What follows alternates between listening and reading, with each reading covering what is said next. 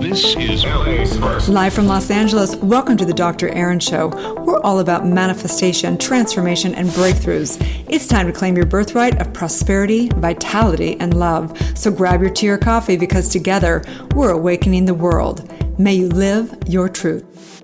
If you're somebody who has been dating or is in a relationship with a narcissist, or maybe you're with somebody who just seems really self-centered, or maybe you are in a relationship that has ups and downs, you're on a roller coaster, breaking up, getting back together, or maybe you're just in a marriage even that where you just feel like you're not getting your needs met, that you are with somebody that you think if they just changed, then everything would be better. Then you want to listen to this podcast. I'm going to tell you today what you truly don't want to hear. I'm going to break it on down because guess what? I was in the relationship as well. I was codependent for years and years, in and out of relationship, up and down, hoping and wishing and trying to change the other person, getting so obsessed with what it means to be with a narcissist and thinking something's wrong with them. Let me fix and change them until one day the truth set me free. So you want to listen to this podcast. This is the Dr. Erin Show. We come together to know the truth, live on spiritual principle, and align with universal law. We truly know the truth that when somebody awakens, they have a gift and message to bring to the world. And together, we're awakening the world. This is Dr. Erin, Doctor of Divinity, training and developing spiritual coaches, spiritual practitioners, spiritual ministers, teachers, and yes, doctors of divinity. So let's do this thing, you guys. Let's do this thing. So as many of you guys know, I am a recovered codependent. I was in multiple dysfunctional relationships growing up with a mother that was also in dysfunctional relationships and a father as well. Both of them were totally codependent and ended up getting into my first abusive relationship was in high school of all things. And it was mentally abusive and actually got physically abusive. I ended up marrying somebody that I really had no business marrying. I didn't know myself. And I thought something was wrong with him. I thought he was a narcissist and so on and so forth. The story goes from there. And as you guys know, it ended up with my low was being engaged with a famous rock star that was what maybe a psychologist would say a narcissist, a bipolar, a borderline personality, and so on and so forth. But I believe this. I believe that if you're listening to this podcast, if you are in a codependent relationship, a dysfunctional relationship, or even with a narcissist, that is because you truly desire to be a leader. And so first of all, I want to acknowledge you. I want to acknowledge you that you would not be going through what you're going through if you weren't ready to master it. You would not even be given this master class called a narcissist if you were not ready to master it and understand it. And I remember years back when had been doing so much spiritual work and I was like, how could I be doing this much work for this many years and still in a dysfunctional relationship? And it dawned on me because when we decide that we want to become masters, we have to go through that master class, right? So today I'm going to break on down the truth of narcissism, and codependency, because it's like a coin, okay? And on one side of the coin, there's narcissism. And on the other side of the coin is codependency. You can't have one without the other. It's impossible. So really, I'm going to break this down from a metaphysical standpoint, okay? Because a lot of psychology these days has actually been kind of, it's been disorganized in that a lot of psychology looks at the behavior, like they call it psychology behavior, right? And they're looking at actually the effect. They're looking at what people are doing with their behaviors. And in a true psychology is the study of the soul, which we do in New Thought Global, and we do from a metaphysical standpoint, is we actually look at what's happening from a soul perspective instead, okay? So the reason why I'm doing this podcast is because I've had a couple get-togethers with girlfriends, highly evolved women. Okay. These are not dummies. These are not victims of the world. And I've had a couple meals and get-togethers with very evolved girlfriends with them basically being in completely dysfunctional relationships. We're talking them talking about their narcissist partner and them kind of knowing they're like, I know it's me. I know it's like, I don't believe myself, but they're still focusing on the narcissist. Okay. So this is a total pattern that whether you see it in yourself, whether you see it in a girlfriend or a guy friend or whatever it is, that this is the pattern. Okay. You sit down to lunch or dinner with your girlfriend and they begin to tell you how awful their partner is.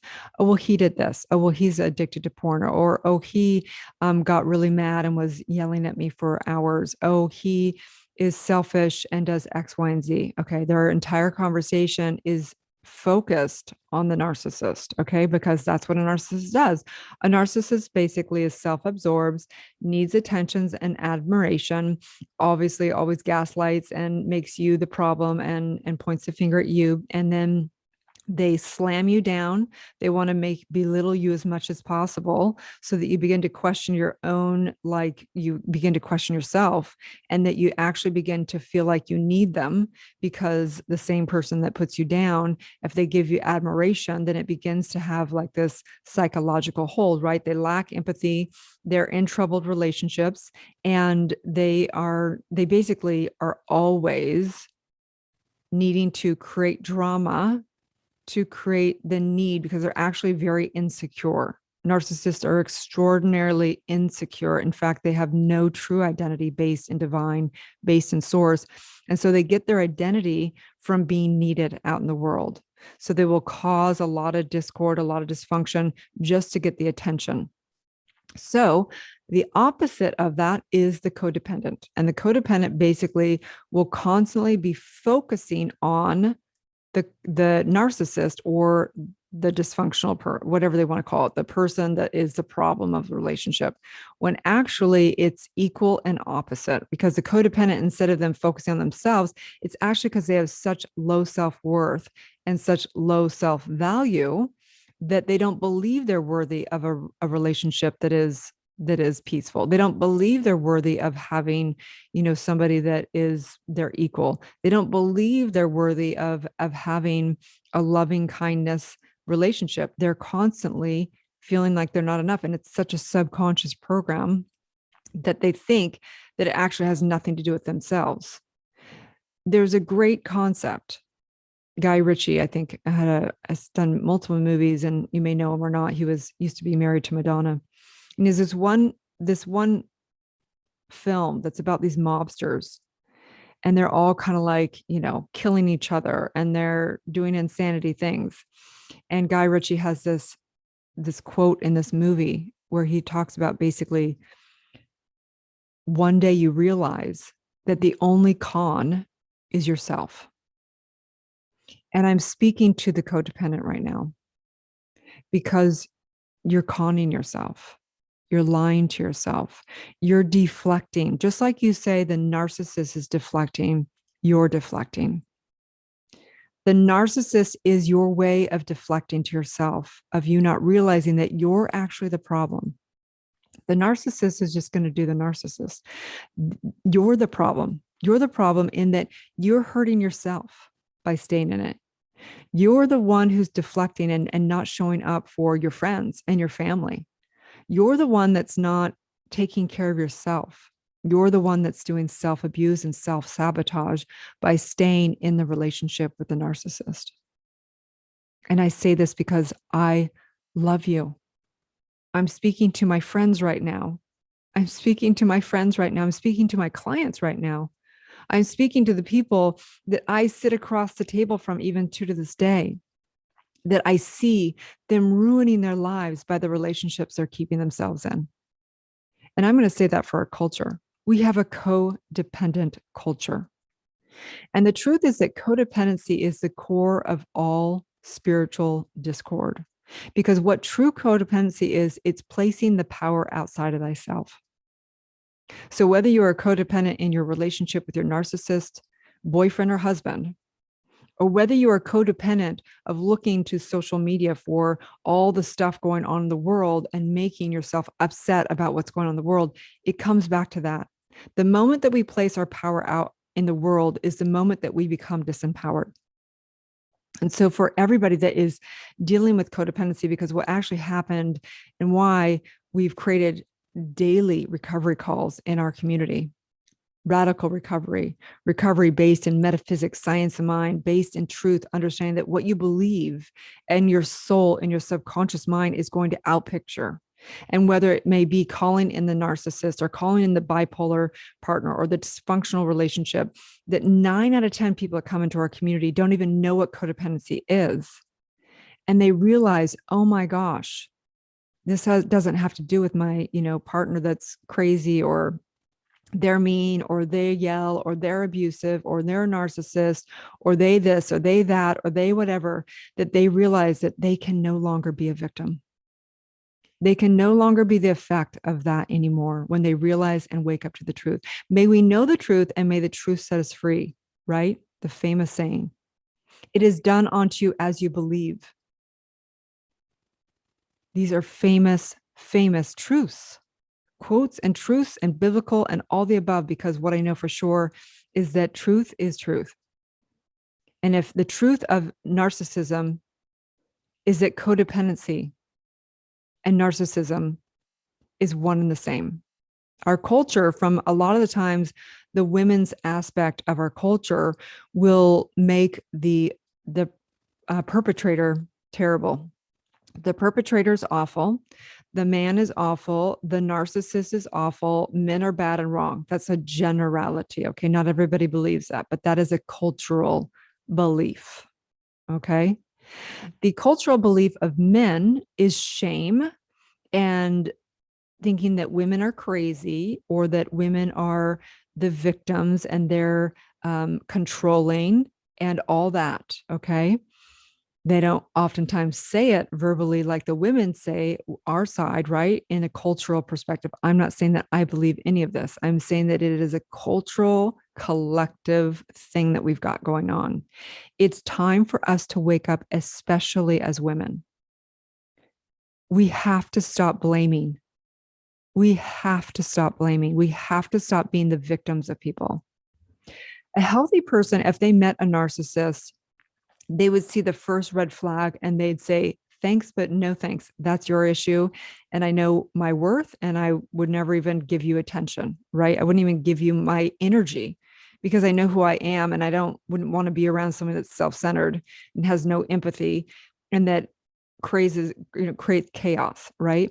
A healthy person would know that because they'd know the truth of who they are, and they wouldn't need to have the belief that love equals pain, love equals suffering, love equals insanity to feel like, oh, this must be love, right? Oftentimes we think, oh, if it's not like heart wrenching, that it's not love. If it's not like all encompassing and interpolating and completely enmeshing, it must not be love. Well, that's because we have trauma at a subconscious level, which means that we have a limited belief, limited identity, and a divided perspective of life. And that discord is our normal. And so today I say no more. To all my friends that I sit across meals from, to all my clients that I listen to, may we be set free. May we come to the truth of recovery and know that the narcissist is simply the projection and reflection of our own beliefs and our own inner work to be done. So I say thank you to the narcissist. Thank you to the bipolar. Thank you to the borderline personality. I say thank you to my ex. I give thanks and gratitude to him every single day in my prayers. I love him unconditionally, and I know healthy boundaries. I know whatever he is experiencing in this lifetime is a relative experience for him to know more of the divine that he is. I give gratitude for those dark, dark nights. I give gratitude for that insanity of text that we'd send each other.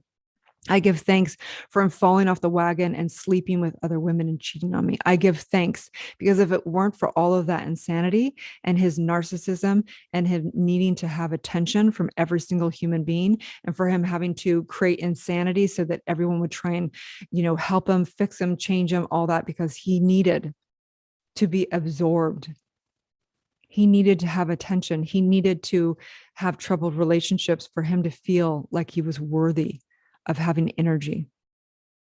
And in this, I know that the truth is you're not codependent. You're not a narcissist. None of you guys.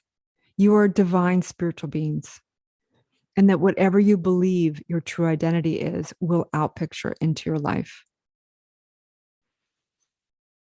Mary Baker Eddy, the famous New Thought movement teacher, she's actually not considered part of the movement because her Christian Science was a bit dogmatic and became not what we teach in New Thought movement, which is open at the top, which is celebrating each individual expression. But Mary Baker Eddy had a huge, profound effect upon our teachings in that she did teach truth. Okay.